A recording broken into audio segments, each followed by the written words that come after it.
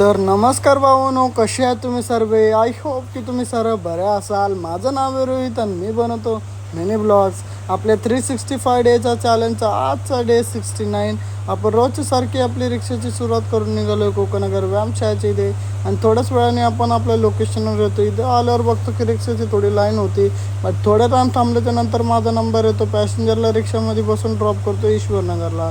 दुपारपर्यंत शेअर भाडे मारतो. दुपारी एक भाडं लागतं मला मीटर भाडं कांजूर ईस्टमध्ये. त्यांचे होतात 81 रुपीज. ती अमाऊंट घेऊन मग मला विक्रोळी ईस्टचं एक भाडं लागतं. मग पॅसेंजरला तिथं ड्रॉप करून त्यांचे होतात 53 रुपीज. एक भाडं लागतं मला भांडूप स्टेशनचे. शेवटचं भाडं मारून दुपारी घरी जातो आणि डायरेक्ट पुन्हा संध्याकाळी रिक्षा काढतो.